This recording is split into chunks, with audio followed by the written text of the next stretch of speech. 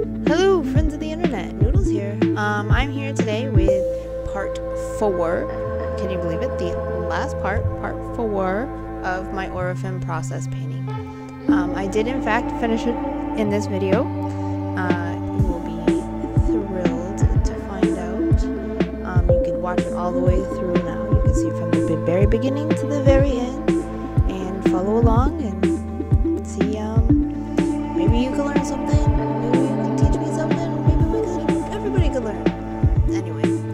Hope you enjoyed it. I'm really proud of this painting, and I'm really happy that I can share it with you. So thank you for watching these.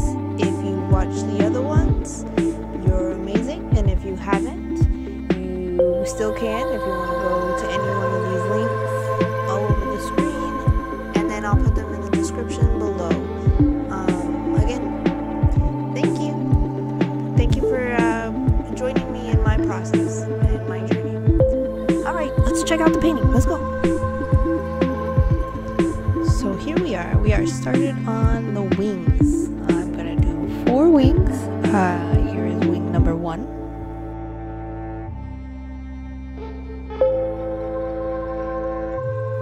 Got a nice outline of the shape I want to do, and then I kind of fill it in. I always, like when I was a kid, I would sketch wings a lot, so I kind of bubble them out. I didn't want it to be super realistic. I definitely wanted you to be able to tell it was a wing.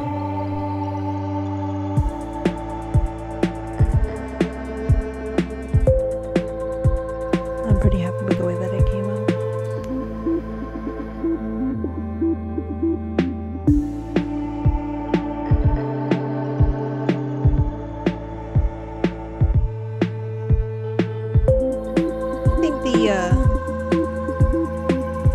The Hebrew, the Abrahamic mythologies,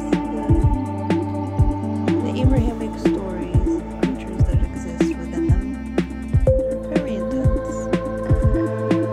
Especially knowing that that one is pretty much derived from one of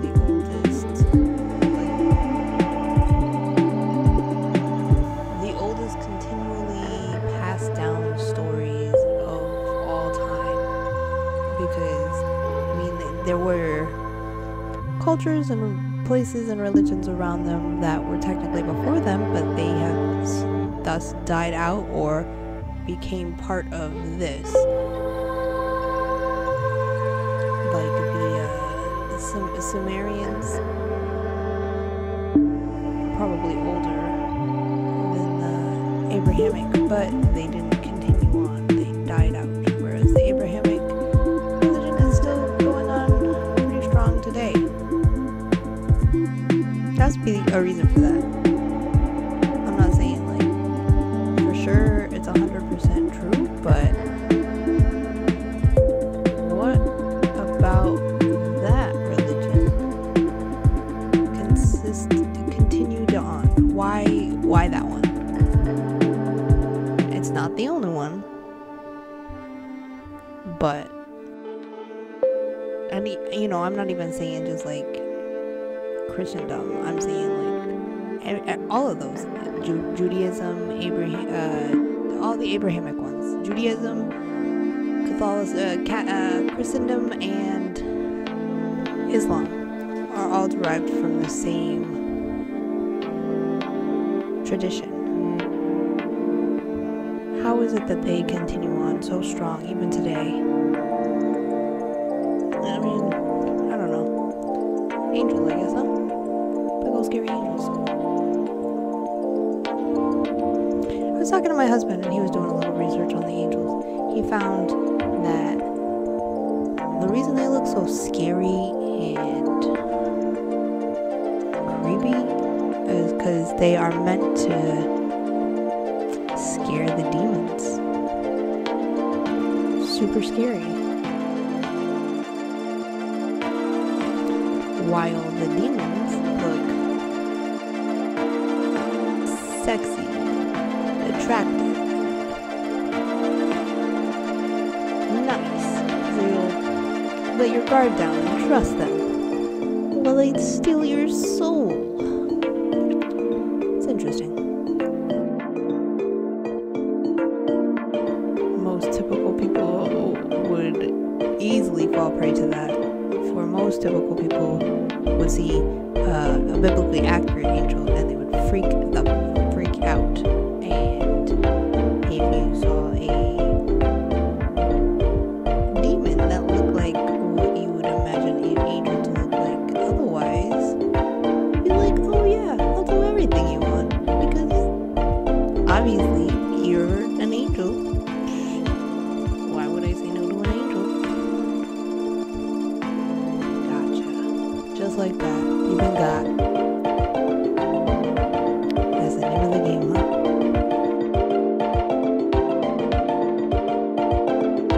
You see, I'm on the third wing, 3 out of 4, almost there. Making pretty good progress. Each wing is kind of fluttering a little differently.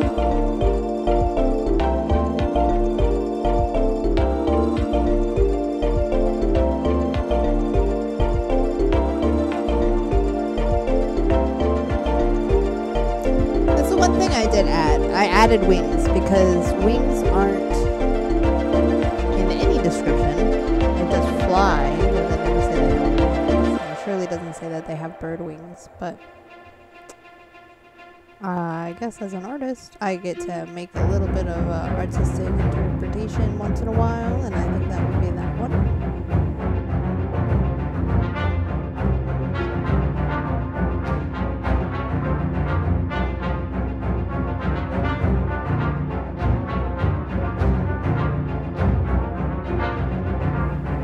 I wish they talked more about angels in the Bible.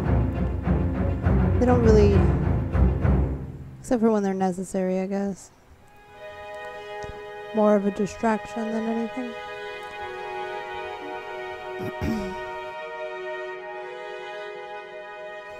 It's interesting to think that God would have made something like this and cherubim, seraphim. If you ever not seen those, you should look those up as well. Very weird. We'd go from making things like that to then making a human or a regular animal.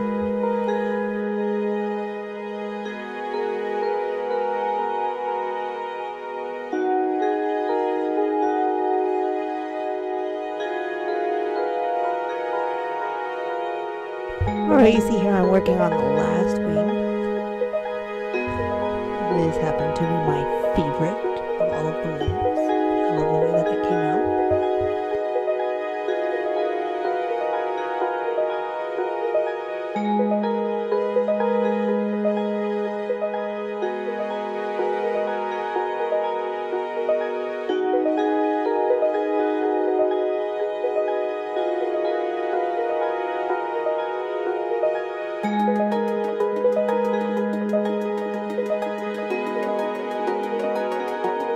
Myself, I consider myself to be a Christian.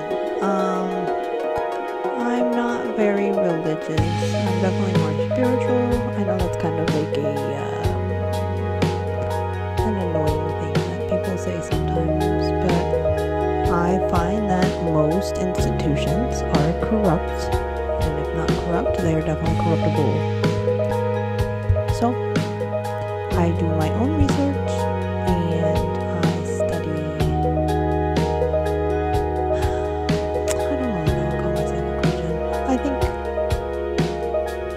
I think that most religions that have a decent amount of following have some kind of truth to them.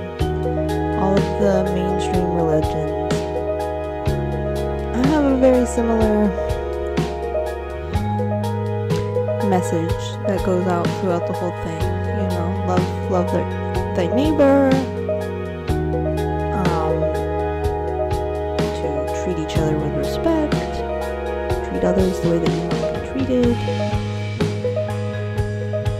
They also say that, you know, happiness doesn't come from pleasure. A lot of very similar key points go through most religions, in fact, even some of the ones that aren't so mainstream. And I think, as a person that is just a person, I'm not a scholar or a pastor or anything, in my experience of life, God is in everyone, every single one of us, every single person, every single blade of grass. There's a little piece of creation. There's a little bit of consciousness, and that consciousness comes from something outside of all of us. But that's just my opinion. I don't claim to be correct. I don't claim to know. I don't claim to tell you what to think. You should think however you think. Feel however you feel. Whatever pathway that has led you to where you are. I'm sure you have a reason to believe what you believe, just like I have a reason to believe what I believe. I feel if everybody took that stance, then the world would be a little bit more tolerable. And people would get along a little bit better. In fact, if you believe something different than me, I am interested to listen to that and find out why. How did you come to such a conclusion? Because I'm sure you didn't just pull it out of the air. Everybody has a reason why they believe what they believe. Even if it's because your mom told you so. Differences are what make the world great. If everything was the same, it would be so boring.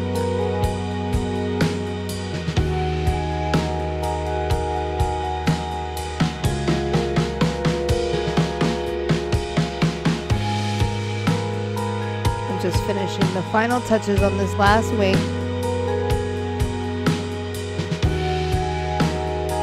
Go through and add the little details on the feathers. Go to this wing, add the little details on this feathers.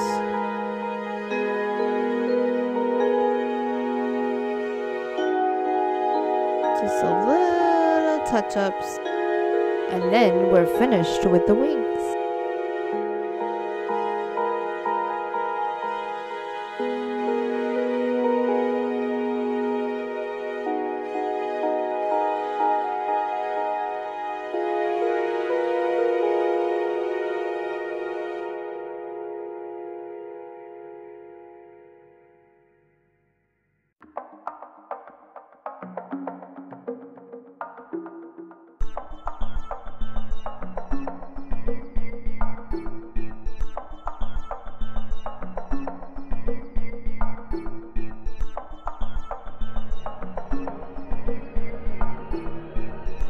Starting to play with the transitions on my videos, if you hadn't noticed how cool that is.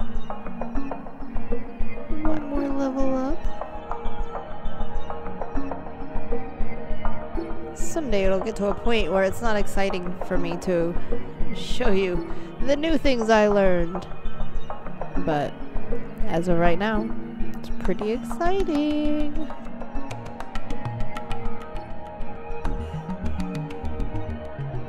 There I go with my signature. I guess that means that I feel like I'm finally finished. Oh, but I'm never finished when I think I'm finished, am I? I forgot the fire, so I'm going back through. And I'm putting the flames that burn as if on fire over the whole entire thing. I don't want it to be, like too vivid. I don't want the flames to take away from the piece. I just want them to be a suggestion mostly. I went with a hot pink and white. I actually kind of put globs of white with my hot pinks so that they didn't mix, and I like the way that it came out.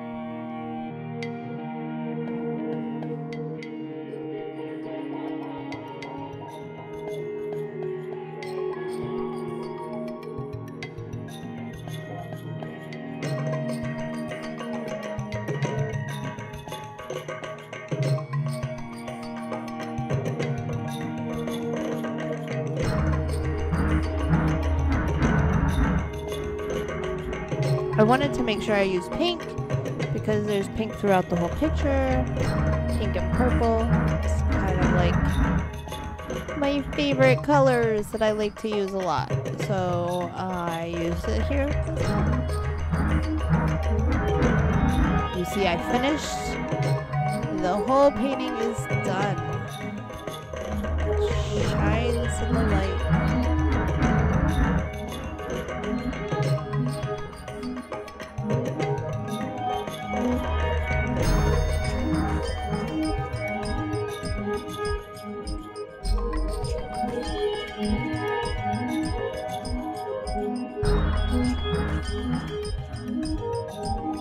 It was March when I finished. It was snowing. I'm very proud of it myself. Here I'm putting the varnish on it.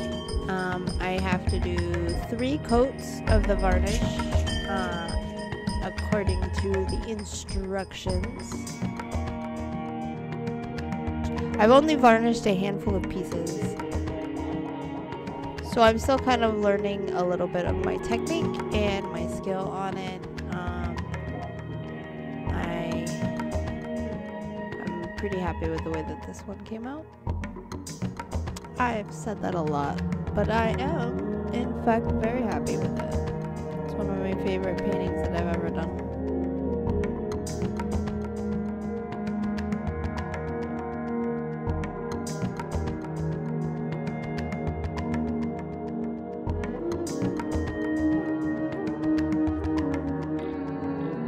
Then I let it dry for 2 days, 3 days, and then I do it again. Coat number 2.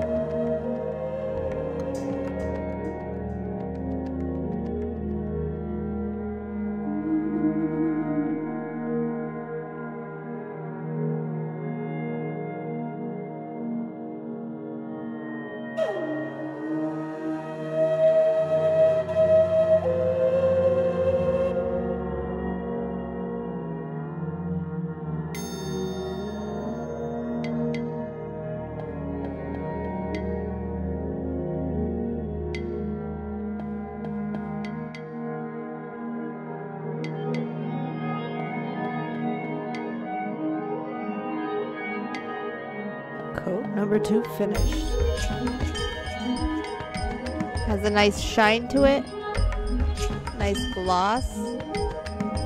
Here we are for the final coat. Coat number 3.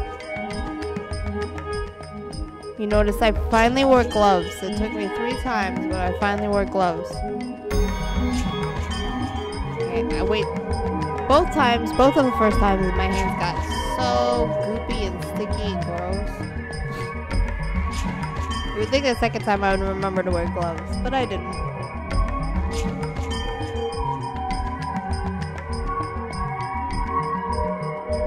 I don't want it to be too thick because then it has like a cloudy look to it, so I'm kind of just trying to make sure it spreads out. Off screen, I'm kind of wringing out the paintbrush, the sponge brush, so that all the excess is no longer on the brush, but now out of the way. And there we go. We're finished. Everything that I could have imagined it to be, wanted it to be, dreamed it to be. I'm so proud of myself. And I'm very happy that you spent your time watching this video. Thank you for being with me and experiencing this video. Like, follow, subscribe, check out my links in the description. You're awesome for experiencing this whole journey with me, and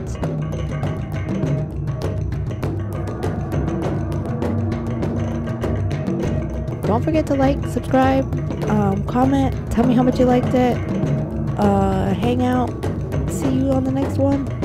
If you make sure you subscribe so that you can catch me on the next video. Alright, see you later. Bye.